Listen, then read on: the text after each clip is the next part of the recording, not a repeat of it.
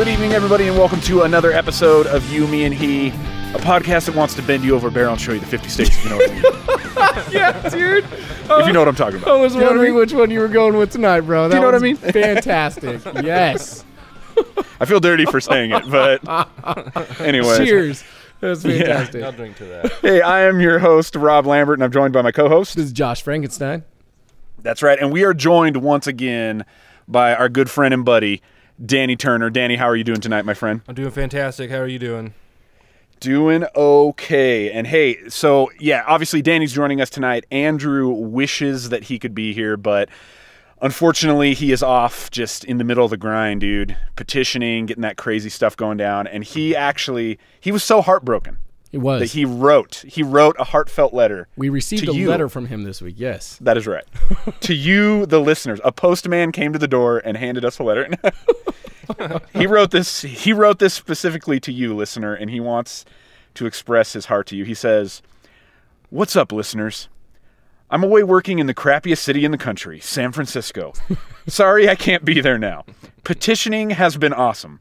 Just out making no difference whatsoever in the world.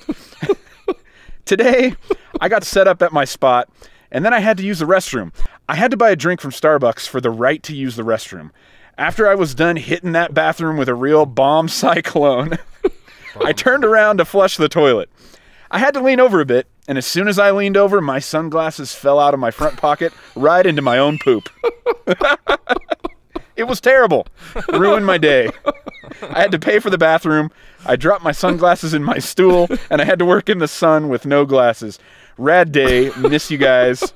Enjoy the show with these guys, and I'll catch you on the next one." Dang it, Andrew. So my question is what did he do with it? Did he fish his sunglasses out?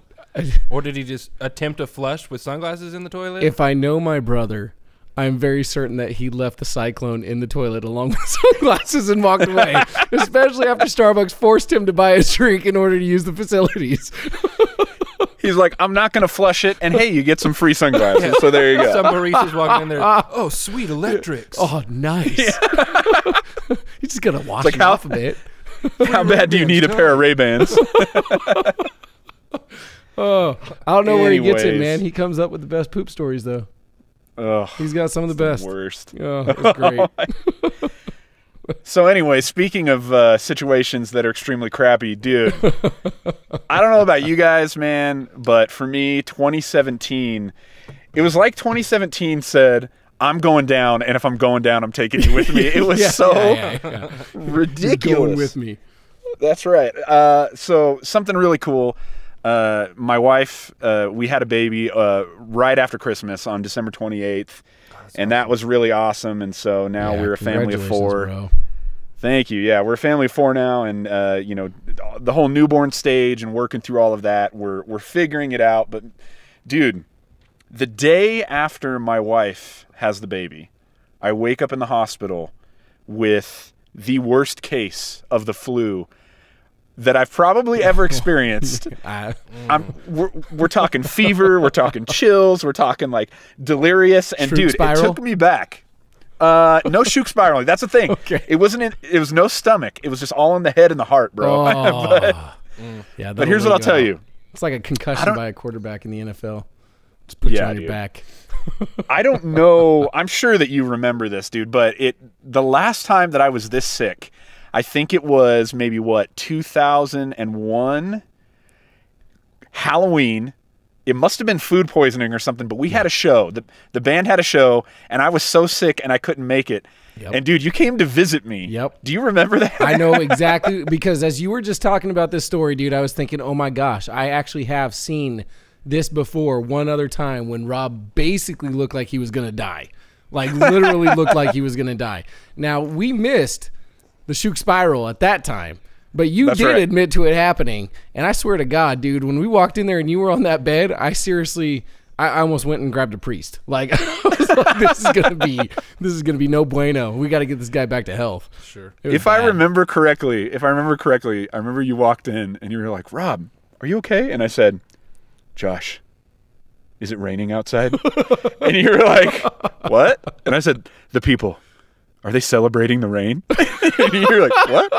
And I said, I would be. Yeah, dude. You were so out of it, man. Like, just out of it. Yeah. See ya, dude. Yeah. Yeah, that's hilarious. I'm sorry you came down with that again, dude. That's no fun. That's no bueno. Yeah, so it was 2017, good riddance to you, because yes, at the very end, new baby comes. It's an amazing thing, but 2017 gave me one last gut punch on the way out, so screw you, 2017. Yeah. On the positive note, that baby got there right in time for tax season, so that's good. Yeah, dude. Oh, yeah. All the tax That's the way benefits. Yeah. You get to That's claim how I'm that going kid to for the stick whole it to year. 2017. Alive I will get the last laugh. 3 days in 2017. Here's a and you're bouquet of reaping fingers. All the benefits. That's fantastic. That's right. Anyways, hilarious, man. Josh, how about you, man? How you doing? Oh, dude, I really feel bad about revisiting this topic because I feel like I'm going to kill it, but dude, I got to go back to elevators. I got another story for everybody. You have to kill it before it kills you first. Yeah, dude. So, I mean, anyone who listens to us knows that that I came up with this new fear, of being in an elevator and having your head decapitated because, like, as you're walking through the doorway. Because you just watched Final Destination. No, but I think someone did tell me that happened in Final Destination or something, or it was part of it. But no, it had nothing to do with Final Destination. Those movies suck, by the way. So anyway, yeah, dude, it wasn't that. But I beg to differ. Okay, whatever. So you remember how I followed it up like a week later about listening to this comedy show of a guy who was talking about actually the scariest thing that can happen to you on an elevator is after you've drank like a bunch of coffee and then all of a sudden you have to go take a crap, and unfortunately you're stuck in the elevator with the world's most gorgeous woman. Beautiful woman. Okay, yeah, exactly. So last week, man, after taking the stairs for a number of weeks going to work, I decided to take the elevator one more time because I was just in a rush. My commute was 45 minutes for the day. I had actually just got done drinking 16 ounces of coffee on the way to work. And as soon as I got there, dude, I was like, I gotta go to the restroom. And I was looking for the fastest way to get to the restroom, right? Up to the 3rd floor where I work. So I get on the elevator, man. And I crap you not only does that image of this thing coming off the hinges and, cut my head off, come into my head as I'm walking onto the elevator, but I turn around and I hit the number 3 button, right? To get on the elevator, and the doors close. And there's just this awkward pause for 10 seconds. And the elevator doesn't even move, man. It's just sitting in one spot. And I was like, oh, you got to be kidding me. And I'm sitting here, dude, and I literally need to go use the facilities. I ran into the office from the parking lot. And I'm sitting in here, 20 seconds go by, 30 seconds go by. And this thing is not moving, dude. I'm hitting the number 3 button. And why are you tempting fate? What are you doing? I don't know, man. But I'm hitting the number 3 button, and this sucker is not going up. And I can't figure out what's going on. So finally, I go to hit the door open button, right? And again, nothing happens, dude. Oh, nothing happens. It just stays right there. So not only have I been afraid of elevators, but now I feel like I'm about ready to get stuck on one. And just as I'm about ready to go hit the alarm on the elevator, which I've never done in my life, ever, just as I'm about ready to hit the button, dude, the doors just open up and I just jet out of the elevator right over to the stairwell and run my butt up those stairs as fast as I can, dude. And so it didn't even move? Huh? No, it didn't even move, dude. It just stayed there. Didn't go anywhere. It just stayed in one spot. I was just like, you got to be kidding me. So there's this attachment now with me in elevators. So how long would you have had to been on that elevator before you decided I'm not kidding, dude. to evacuate your bowels in the elevator? What's your time frame? If you were there for 2 more minutes, would you have been like, what is 0 hour? I can't do this anymore. Probably, dude. I mean, I think we can all attest. Maintenance. Yeah, I think we can all attest to what it's like to have the coffee craps. And there's just there's no sense of urgency, just having guzzled 16 ounces of coffee and that just going straight through your bowels. So you're hitting number 3 because you need to get to number 3 before you take a number 3. Exactly, dude. So yeah, I was like, I'm not trying to carry on this elevator story, but this can't be coincidence anymore at this point. There's something speaking to me, so I got to avoid them. So yeah. That's what's been going on with me. Outside of that, man, I a few weeks ago went and saw one of the greatest shows, if not the greatest rock show I've ever seen. Don't. And Don't. Nickelback. Danny was there, but Danny left the show early, halfway through, and I am talking about the Foo Fighters. Dude, it was magical. Like, it was just fantastic. We watched Dave Grohl control an audience for 4 hours, man. Nice. 4 hours. It was just beautiful. It was a great capstone to the year. I am so happy that I got to see the Foos play. It was just fantastic. So, unlike you, Rob, like, I'm not ready to flush 2017, but it's already gone. So, yeah. Did you go tell Dave Grohl that the show was on fleek? Oh man, I wish I could have. So yeah, that was the last few weeks since our last podcast. So yeah, I think that's all I got. Danny, how about you, man? What's been going on, dude? We haven't had you in a while. Well, first of all, I'm very upset that you brought up the Foo Fighters because I was at that show, and I was actually just talking to my wife about that earlier tonight. That she still owes me a Foo Fighters show because I've been looking forward to it since probably middle of the year. We bought those tickets, May? Oh, yeah. When they June? first came out. Yeah. Yeah. Oh. So I've been looking forward to it for a good part of the year. And my wife ended up getting a job at the post office. And the post office is insane during December. Go figure. And she's also pregnant. So working like a 12-hour day, being pregnant, having to go back in the next morning at 4, about halfway through the show, she looked at me and said, "We have to go home." And I was like, do we have to? I was like, just wait till they play Best of You, and then we can leave. And then like 4 more songs went by and Best of You didn't come, and I was like, all right, I'll be a good husband. I'll take one for the team, and I'll be a good husband. I'll be a good dad. Let's go home. So what a responsible young man you are, Danny Turner. Oh, I'm so proud of you. It hurt. It hurt probably more than I'd like to admit. You know what adds insult to injury about this whole story? And I really do feel so bad for you. But the next day, or maybe it was 2 days later, and we were talking, and I brought up the show because we were at the same show. We weren't sitting in the same seats, but we were at the same show. And Danny tells me, "Yeah, dude, we had to leave early. Christina had to go home so she could go to work, and yeah, I wasn't able to stay." And I was like, "Dude, they played for 4 hours, man." He's like, "I know, I heard, but we had to go home." And I was like, "No, she had to go home." Oh, please.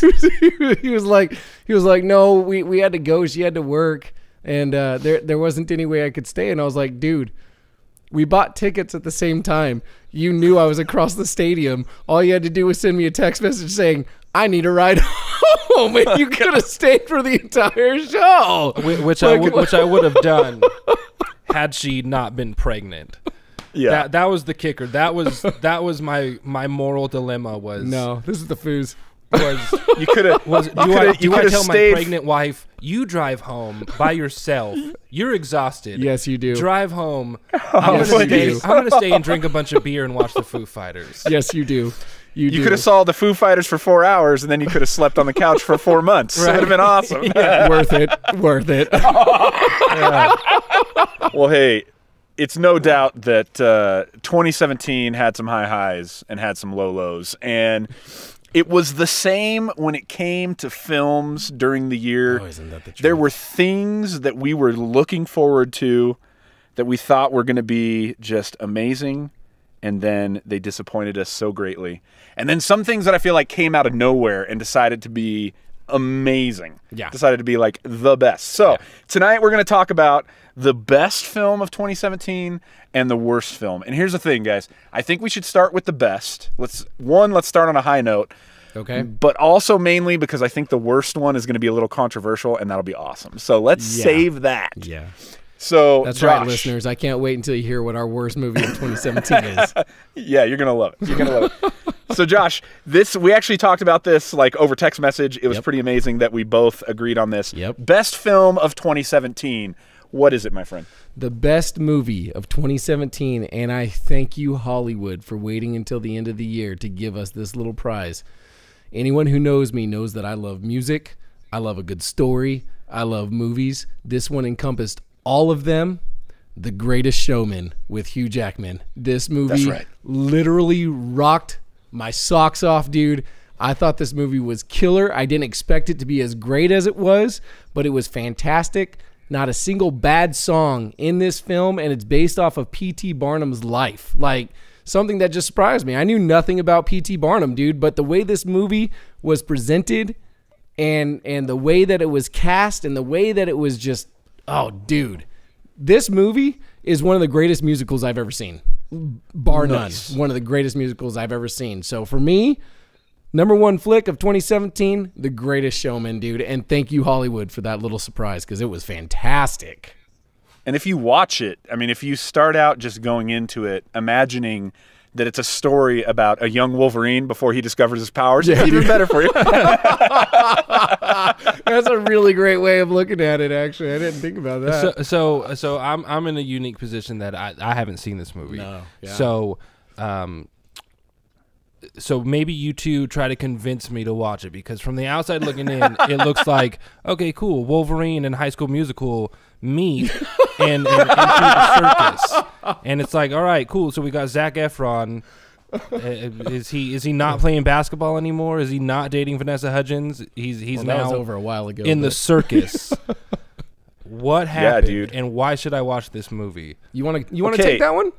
Yeah, okay, so here's the deal. Okay, did you watch High School Musical anytime recently? I haven't seen it at all, ever. Gosh, you haven't seen it? Okay. Once was enough. Okay, so here's what you need to know.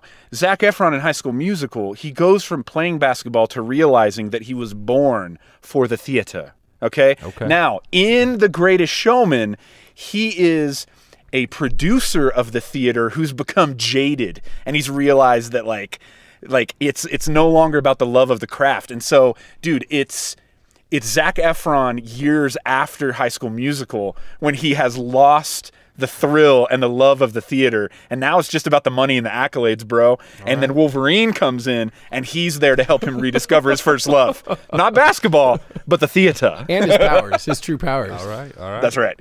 He sort of can fly. So this is a Wolverine origin story. This is the real Wolverine This is the real Wolverine origin story. All Back right. when This it was is P.T. like- Barnum. This is like the Wolverine origin story, but also the redemption of Zac Efron from what is his name, Tyler Bolton from High School Musical. I only watched it one time. I made it halfway through, and I changed the channel. So ironically, it's sort of a passing of the torch from Bolton to Wolverine, who then discovers his powers. It's amazing, dude. It's just, it ties so many universes together. It's beautiful. So You heard it here first. High School Musical right. and the X-Men are in the same universe. yeah. There you go. So I They're mean, rival schools, bro. Yeah. one of my favorite bands, obviously, being like in the metal genre, Under Oath. You're never gonna get a musical, from that kind of perspective, from that point of view. You're not How gonna get awesome something would like that that, be? obviously, right? Let's So write cool. it. Yeah, that would be kind of cool, though. Actually, that's a good idea. Gosh. But I mean, when you look at it from the standpoint of music that is developed strictly for a musical, dude, these are some of the best tunes I've ever heard written for a musical movie. They're original songs. They are original songs, Yes. and they could stand alone on their own outside of the movie. I think that's what made them so, dude, they're just catchy. Whoever wrote this So stuff, what you're telling me is you bought the soundtrack. dude, I downloaded it right after I walked out of the theater. It's awesome, dude. It's like really good. I mean, I like it, but I mean, I've got a very eclectic taste in music, which includes, Nickelback. music from musicals and Nickelback. Dude, a Nickelback musical. Yeah. It's just all about having sex the whole time. No, that's what I'll say is that the music, like you're saying, Josh, like it feels very standalone, poppy. Like it doesn't have that show tune feel. No. Which there's nothing wrong with that. No, like there the isn't. show. Yeah, the show tune feel is great, but what's really cool about it is they just found a way to make the music feel very relevant, very like on point, to stand by itself, but it also just like was the perfect way to encompass and enrich the story, I thought. It had really big numbers, man. Like I've seen Hugh Jackman in 2 musicals now, Les Mis and now this one. And unless you want to count Happy Feet, but I don't know if I would do that. That's all right. But if I compare the two, you look at Les Mis, and it's very much a classical sense of what a musical is. Like, I mean, that is a musical all the way through. There is very little actual like speaking and spoken talking, dialogue, between the characters. Like almost everything is done through song, and it has those. It's very theatrical written. You know, it's got big inflections and low inflections to like try and drive the point, and you do have to kind of focus in order to understand what's being said. So this isn't that. There's actual dialogue between the characters, but the numbers are just so good, and they are a part of the story. I mean, like they just go so far in telling the story. And to be honest with you, man, I've never been a Zac Efron fan at all. Like, I mean, most of the stuff that I've seen of him, I'm just like, oh my gosh, dude, what a joke. But this is the one, man. Like, I mean, when he was the reason I actually hesitated to want to go see this movie, because I was like, come on, that's fair. It's got Zac Efron in it. But dude, I mean, Hugh Jackman's awesome. Like, I mean, you cannot deny this guy. I mean, this guy is a Tony Award winner. He's an Oscar winner. I mean, he's got so many awards, man. I mean, the guy is just so talented, and that's why I wanted to go see the show. But I was very pleasantly surprised on Zac Efron's delivery in this movie, where I actually gained respect for him in his portrayal of the character P.T. Barnum's partner. I mean, it was like in business. I should probably Troy Bolton, or whatever his name was. So slightly off topic, but still on topic. Did you see Hugh Jackman's response to not winning a Golden Globe? To James Franco won for The Disaster Artist instead. No. And somehow they got a perfect picture, like Hugh Jackman's face when he realized he didn't win. It's amazing.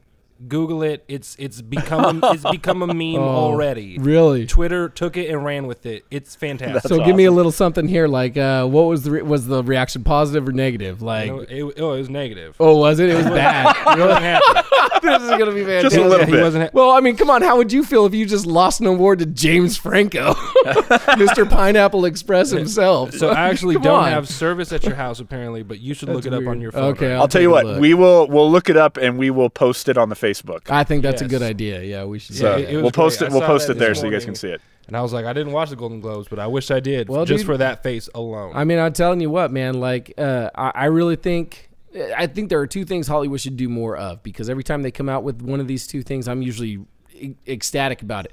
Musicals is one, just because I love the diversity of art that's in them, and two, we need some more Westerns, man. I mean, like, we're talking about the best cinematography we've ever had, and like, we should go back and redo some of these like really good Westerns, man, because 3:10 to Yuma, when it came out, like, what is it, 10 years now? Dude, I was in love with that Western, man. It was so good. I mean, Three Amigos. I mean, come on, guys. Three Amigos.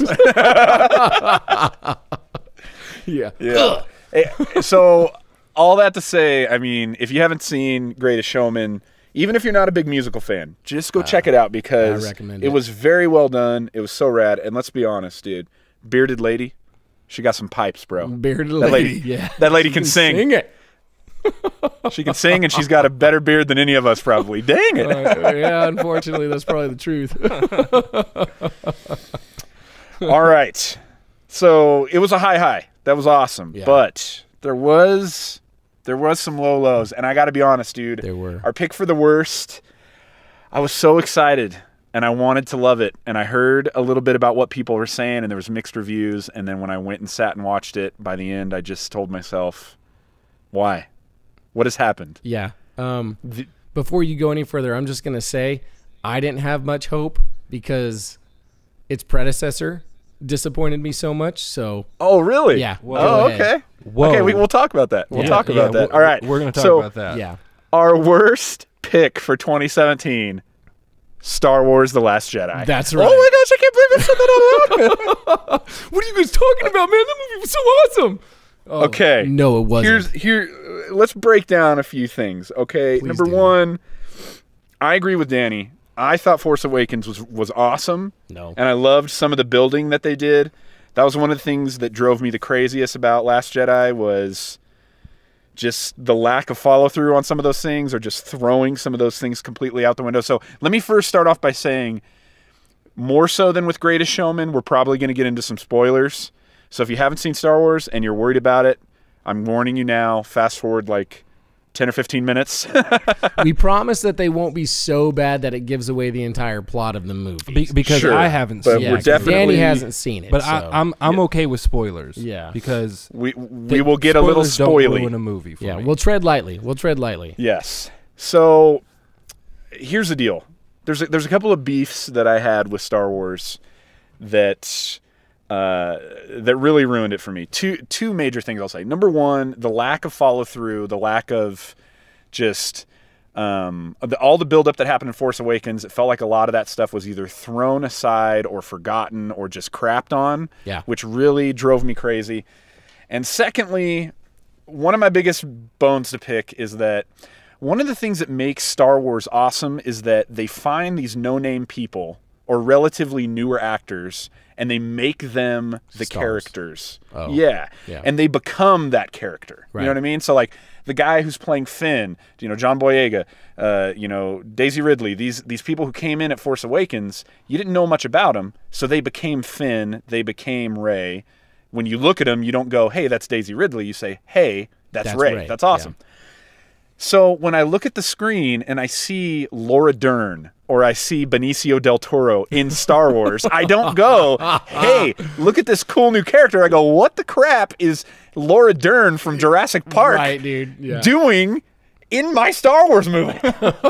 I don't blame you 1 second. Dude, that was really hard for me. That was really hard for me. I mean that's pretty nitpicky. And I'm also in an interesting role right now as not seeing the movie. So I'm going to play devil's advocate for you guys because nobody hates Star Wars more than Star Wars fans. For some reason, Star Wars fans despise their beloved franchise. They criticize their movies more than anybody else, but anyone who's not a big Star Wars fan, if you criticize it, you are the devil incarnate. Oh yeah, absolutely. That's how it goes. So saying like, oh, Benicio del Toro was in the movie, that's pretty nitpicky. Did he really take away from the movie? No, or was it just I'm like? not saying. Or was it just okay, like, Benicio del Toro's no, in there. he didn't take away from the movie. It's just like what Rob said. It seemed like some of these actors were thrown in there to try and promote the film because they've now killed off two of the best in the franchise. Imagine that you're sitting there watching it, and then all of a sudden Tom Cruise pops on the screen. You're going, what the heck is Tom Cruise doing in Star Wars? Well, you're not going, well, Tom Cruise is just terrible. So if he's in any movie I'm watching, I'm like, why am I watching this? No, all you see is him running, and you're just like, why is Tom Cruise running in Star Wars? He can run in any other movie, just don't run in Star Wars. But there he is, dude. Dude, I felt like the plot of this movie was extremely thin. Like it's just it was so weak. You could basically sum up this movie by saying this movie is basically Poe disagreeing with everything everyone else says. Pretty much. Looking like an idiot. That's what this movie is. Everyone has a plan, and Poe says, I hate it. Like, that's this movie. Like, literally. So was him this fighting his own people. Was this movie actually terrible, or was it... Because at some point, we all had to realize, and we all have to know, that Harrison Ford isn't going to be around forever. No. Carrie Fisher literally isn't around anymore. I don't like the tactic. We can't hold on to the old trilogy and say it has to be exactly like this forever. At some point, there's going to be a juncture that says Star Wars has to go in a different direction because people get old I'm gonna go on it now. Then I'm gonna go on it because this is the one thing that's bugged me about the most recent installments of Star Wars is. Don't you bash Force Awakens? I'm about ready to. Okay, what I don't like is in my opinion, and this is just my opinion, and this is about to already piss some people off because this is my conspiratorial political stance on Star Wars. Oh, no. That's right, and this is one of the reasons I have to say it because this is why I don't like the movies. I'm gonna need another drink if you're gonna start talking. Yeah, dude. Okay, no, I'm not going too far. I feel like in these last two movies, Disney's feminist agenda is like so in your face, trying to smack you down with it, Peter Griffin style. Like, it just drives me crazy. That's what I hated about The Force Awakens, and that's what I really hate about this movie, because when I look at this movie and I'm looking at all these characters, this is what I walked away with. Darth Millennial, who is like the most over-the-top emotional baby pansy for a villain that I've ever seen. Like, his daddy issues go so deep, it's not even funny. You got Poe, who can't think his way through anything. He's like the exact opposite of what Harrison Ford was supposed to be as Han Solo. Like, like Han Solo, what made him great was not only was he a man's man, but he was like James Dean in space. Like, I mean, the dude was just like, cool, man. Like, I mean, he knew how to handle his crap. And Poe's just like, got no faith in anything. I can't trust anyone. I got to do things on my own. He gets so angry. He gives into his emotions, you know, all that other crap, dude. And this is what I can't stand, is that these are like the two main characters in these two movies. And they resemble nothing of anyone who can control themselves, who can think clearly, nothing. And I know that's saying a lot coming from a villain, but I mean, you look at like Darth Vader, for instance, man. Like in the original trilogy, Darth Vader, man, like he had his crap together. He knew who he was. He knew what he was out to do. Like nobody was going to push him around. He knew his power. He knew his limits. He wasn't questioning himself. Like, who am I? What am I supposed to be doing? Blah, blah, blah. Where's my dad? That kind of crap. I hated that. For The Force Awakens, it irritates me that people hate that movie so much, because the main argument I hear is, oh, it's just A New Hope. It's just A New Hope, just you know, released in 2015 or whenever. No. Which it kind of is, but that's exactly what we needed. We needed something familiar for a soft reboot so we could get back in the whole nostalgia of it, because the prequels were terrible. So A Force Awakens was kind of like, hey, we're sorry about the prequels. Those sucked. Here's A New Hope, but cooler. Maybe not cooler, but more modern. Okay, so here's what I'll say. I never equated them that way. Here's what I'll say about The Force Awakens in regard, and Force Awakens and then Last Jedi in regards to that, because I can see the parallels that are there, and I agree. There's definitely a lot of parallels. I think it's good though. I think it was like you kind of said, like it was more of a let's take it back to the roots of it so that it feels familiar, but then they also found a way to introduce a lot of new things tied to the old, and so you felt at home, but you also met some new people and became invested in that, and so you felt safe, but you also got to meet some new parts of the universe, and you were interested in it because it was tied to the old. That's the thing about The Last Jedi for me that was really strange, is that it felt like there was no connections to any of the old at all. Like, even when, in certain scenes, when there's tons of, like, aliens around and stuff like that, like, you're not even seeing a lot of older or familiar alien species. It's like everything is new. It's like they almost wanted to have nothing that tied it back. And so it felt like a movie in space, but to me, it almost didn't feel like a Star Wars movie. And here's the other thing I'll say. Kind of like what Josh said, like you basically, the entire movie comes down to like, hey, Poe's an idiot. But also, it's like the entire movie is kind of one long chase scene. And Mad Max Fury Road did it right. Okay? That movie took one long chase scene and made it amazing. This took one long chase scene and it put Laura Dern in it. Who cares? It was so bad. Dude, So what's your stance on Rogue One then? Greatest Star Wars Loved it. Okay. Loved it. Awesome. Rogue One, in my opinion, dude, is the greatest Star Wars movie that exists. From dude, the writing hardcore. to the story. Yeah, that's a stretch. No, not a stretch. I stand by that. I loved it. From the writing, the story, the cinematography aspect. It had the greatest Star Wars scene when you got to see Darth Vader go ham on some people.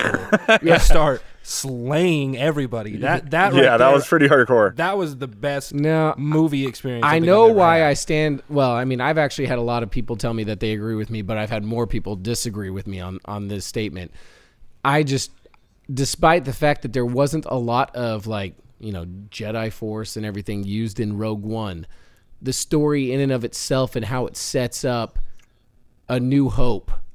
No, you being the prequel that it was, I just thought, like, dude, this movie is awesome. Yeah, it was like, great.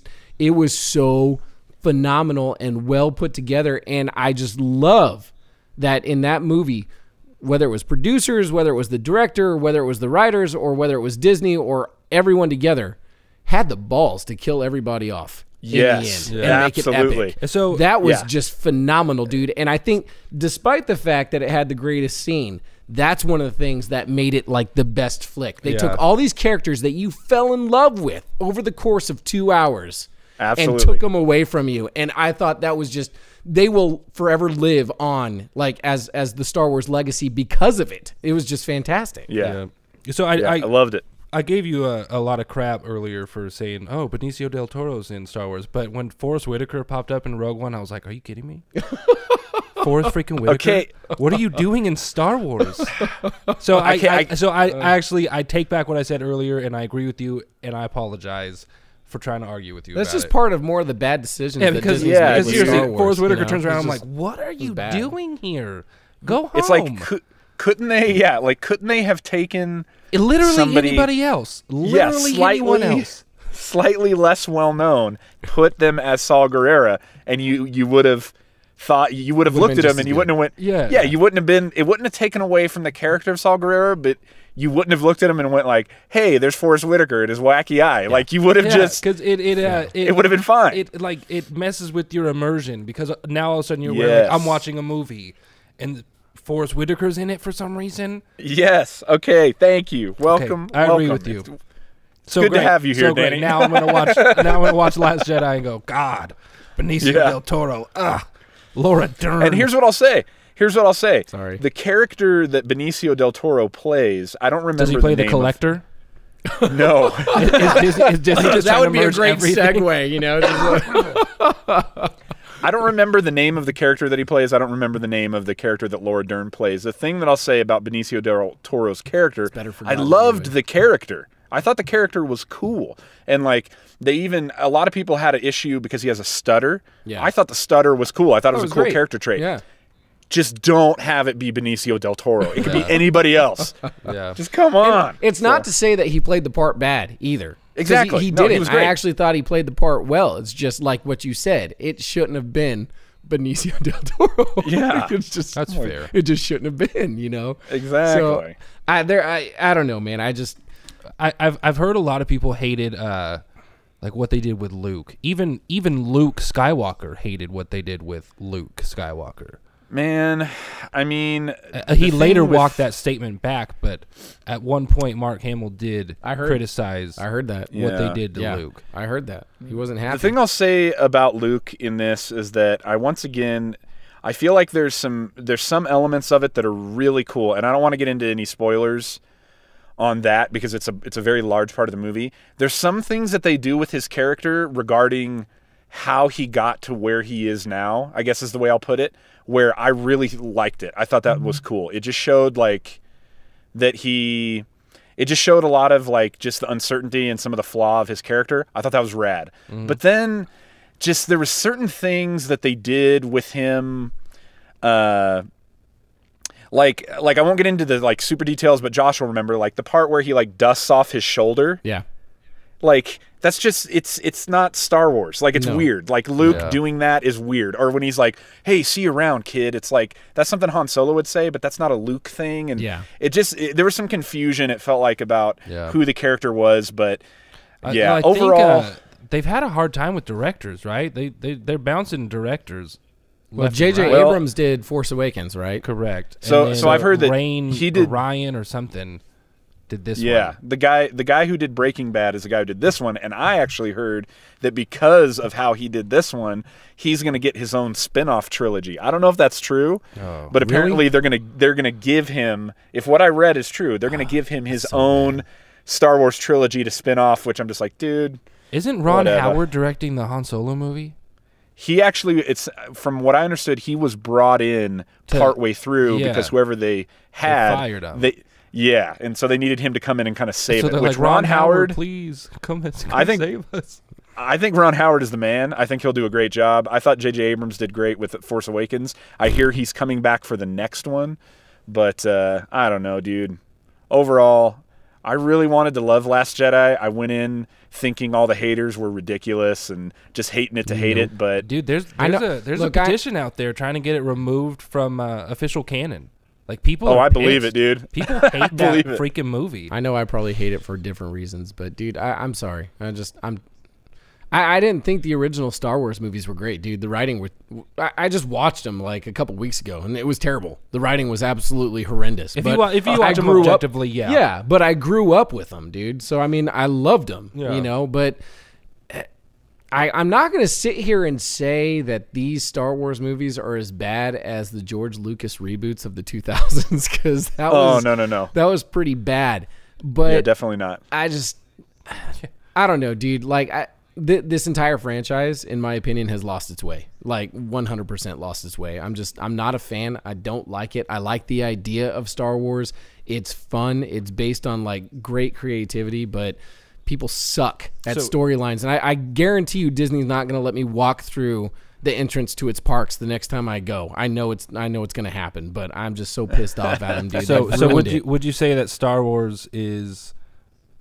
There's no coming back for Star Wars, and remember that only Siths deal in absolutes. That's right, because I am one. Which is an absolute. You know, I tell Amy all the time, like, if I lived in the world of Star Wars and I had the Force with me, I would be a Sith. I definitely wouldn't be a Jedi, because I like to buck authority way too much to be a Jedi. There's no way I'd be a Jedi. But I don't see myself being that power grabbing, let's go kill everybody Sith. I'm more like that libertarian of the galaxy Sith.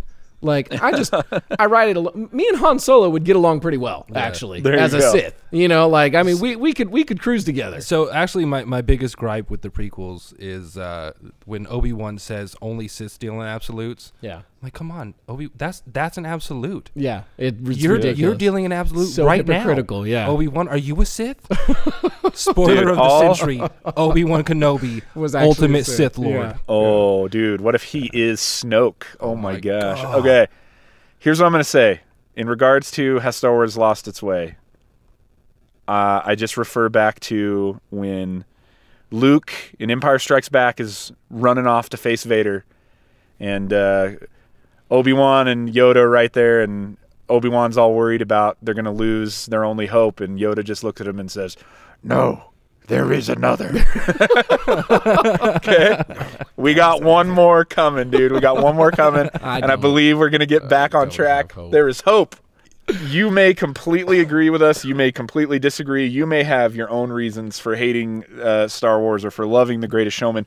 We would love to keep the conversation going. So you can find us on Twitter at YouMeHePodcast or at Facebook.com/YouMeHePodcast. And just, like I said, we'll throw this episode up there. We'll throw that picture of Hugh Jackman so people can see what you're talking about. And then, man, if you want to keep the conversation going regarding Star Wars, let's hash it out. If we're wrong, we would love to talk about it. So throw it out there. I'm not wrong. For those of you who think I'm wrong, bring it. I don't care. Bring it all day. Bring it. I don't care. So, speaking of keeping the conversation going, we had an awesome listener question come in on the Facebook page from Tyler Perkins, and he asks this. Speaking of a classic movie hero and a classic movie villain, okay, here we go. Who would win in a poker tournament between Arnold Schwarzenegger and the Predator? Who's going to take home the bracelet, baby? So when I first heard this question, man, the first thing that came to my mind was an episode of Robot Chicken with Arnold Schwarzenegger and the Predator sitting at a poker table. Just dead silence. One dealer not knowing what the crap is going on, right? Just dead silence playing poker. And then, like, you know, cuts to a different act or something, you know, just completely off topic. Okay. That's how I see this situation, like, the entire way. It's like that constant in a Robot Chicken episode where they show you like 30-second snippets and they're just sitting there doing the same thing, right? Just moving stacks of chips, just kind of playing until they finally top off the episode with this constant. And like the Predator loses like his hands of cards or something like that, and just like guns come out and they just like blow away the dealer. You know? It's just like started shooting at each other and like go into like full on Predator movie mode. That's how I saw this, dude. And I love this question because immediately when I thought of Robot Chicken, I was like, that's awesome. And if anyone's a fan of Robot Chicken, you know what I'm talking about. Go watch a few episodes, then it'll really be clear to you like what I'm talking about. But like, that's what kept playing in my mind, dude. And I was laughing so hard in my office as I was thinking through this because I just want Seth Green to go do this episode now, like with Arnold and the Predator playing cards, dude. It's just great. So here's a question I think that we need to establish first of all. Okay, are we talking about Arnold Schwarzenegger, the man, and his entire body of work? Or are we talking about Arnold Schwarzenegger as Dutch in Predator? These two characters in the same movie universe, rather than fighting it out in the jungle, they decide to sit down and play cards. That was my question, because that changes things, right? Indeed it does. Oh, for sure. I mean, I'm not why saying can't Arnold we ask has, both has questions? played any character where he's like a card counting genius or anything, so he's not going to have much of an upper hand, but it still changes the question. Pun intended. Well, let's take it from both approaches, but let's start with just the world of Predator. Let's just go Dutch. Just Dutch versus the Predator. They're going to settle their differences across the card table. Who wins? Who takes it home? The Predator. That's a bold statement. I think he wins this one. So that's assuming that the Predator knows how to play poker.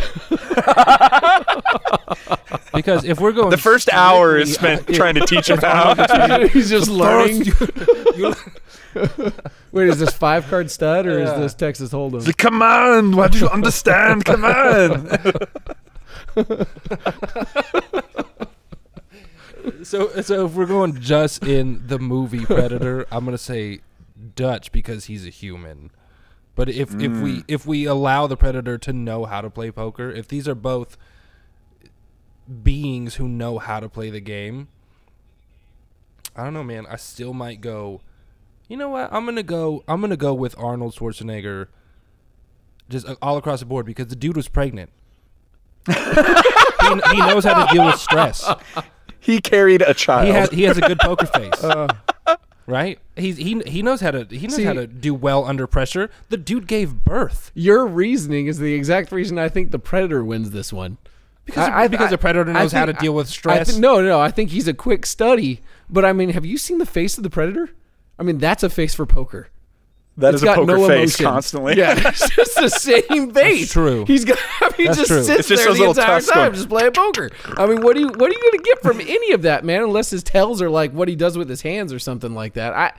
I don't know. I think he picks up the game quick because he's no idiot. That's true. Based on the movie, he's no idiot. So, I mean, I don't know. I think I give this one to the Predator, man. I think he walks away with this one. Dude, I'm torn because I feel like the Predator, anybody who knows poker knows that you don't play the cards. You play the person across. That's right. And dude, the Predator, dude, he is a cunning individ, bro. Okay? Dutch is just like, like balls out, like I'm just going to blow people away, yeah. But the Predator, although, okay, hang on. It was Arnold, dude, who set all the traps and like put the mud. Like, he outsmarted the cunning. Yeah. Dang it, dude. I don't know. And then that's you had the wild, man. That he was a kindergarten cop. That is true. He was a kindergarten cop. Josh, you can't take that away from him. Tons of kindergartens, dude. I'm saying, Arnold. He wanted to know who was your daddy and what did he do. So we're no longer classifying Arnold as just Dutch. Now we are going full Arnold. Okay, hang on. Like, here's the thing. Think about this. All the way, Arnold. Okay, hang on. Every Arnold. Think about this. Okay. Also, dude, Dutch was a bad bluff, dude. When he was in that little thing, he was like, "Come here, kill me, do it now. I'm here, kill me, do it now." And dude, the Predator called the bluff, bro. He didn't bite. He walked around, dude. So I don't know. That's man. True. Yeah. Whew. So in the confines of Predator, I think it's a toss-up. I think it's whoever's dealt the best cards because, as Robert said, I mean, Arnold did outsmart the cunning opponent of the Predator, and then he also got his bluff called. Yeah. So I think it's a draw. Fitty. It's a fitty. There's got to be a winner. Okay, but hang on. All of Arnold all the way. Arnold. He has a proven track record of dealing with stress phenomenally. Tell me I'm wrong. Dude, he can carry a child. He can clone himself. I mean, this guy. He's got a twin. Yeah. That's exactly. Dude, he's hanging out with Danny DeVito. He has the guts to call Danny DeVito his brother. That is Come on, Dude, a pair of balls beats yeah. anything. Yeah, actually, you want to talk about a movie that's really difficult to take your eyes off of once it like pops up on TV, dude. True Lies. True Lies, yeah. It's a terrible movie, It's a but terrible God, movie, it's but it's awesome. Every time it comes on, you watch it. Thank you, James Cameron, for that beautiful, disgusting masterpiece. Oh man. So I'm gonna go with Arnold. If we're talking just Arnold Schwarzenegger versus the Predator, Arnold. Dutch versus the Predator, tie. If we're taking the entire work of Arnold into account, we also have to take the entire work of the Predator into account. So Versus we have Alien?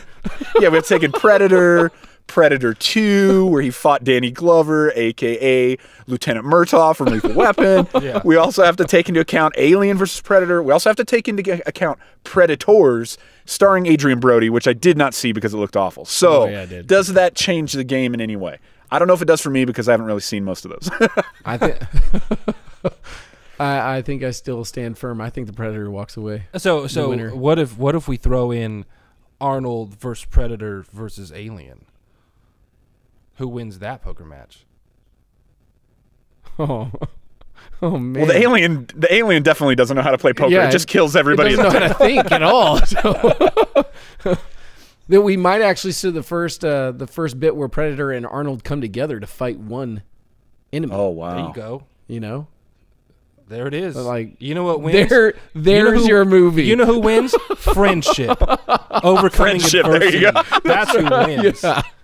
Friendship always wins. We all win. Yeah. There you go. You know what? Let's go with that. That's the perfect answer.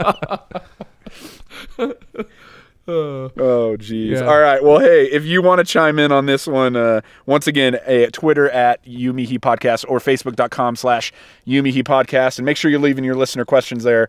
We always love to read them, and the most random ones will make the show.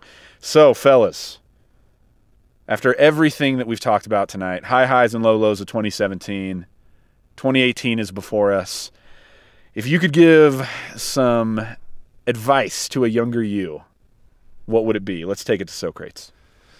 I think my advice would be love Star Wars for what it is, 9-year-old Josh. 18-year-old Josh, do not go see The Phantom Menace because you're going to hate everything after it. Exactly. Just walk away. Exactly. Danny, what do you think? I would say probably don't do this podcast tonight because The Last Jedi just got ruined for you, Danny. And your friends are jerks, Danny. Don't hang out with them anymore. What about you, Rob? What's your Socrates You know what? moment? I would sit down with a younger me, and I would just say, hey, younger Rob, let's just take on Hollywood, dude, and let's just dare him to put Laura Dern and Benicio del Toro in every movie, because apparently that's what you do to make something awesome. Recipe so there for you go. success. Absolutely. Laura Dern, Benicio del Toro. In everything. Just The in Greatest everything. Showman. The Greatest Showman is Laura Dern. It's the Laura Dern story. Oh. You know, I have to agree with Rob on that one. Benicio del Toro would have made The Greatest Showman better. Oh, ladies and gentlemen, are you ready? Anyways, well, hey, we want to say thank you to everybody for listening, and we're looking forward to having Andrew back. He will be back soon. He missed you guys, and hopefully he'll have another great poop story for us when he comes on back. Hopefully. Right? I'm sure That'd be great. That's right. And we also want to say thanks to Danny Turner for sitting in tonight. Thank you, Danny. You're the man. Hope you had fun, my problem. friend. Always a pleasure. And hey, until next time, I am Rob Lambert. This is Josh Frankenstein. And this is Danny. And we'll see you next time.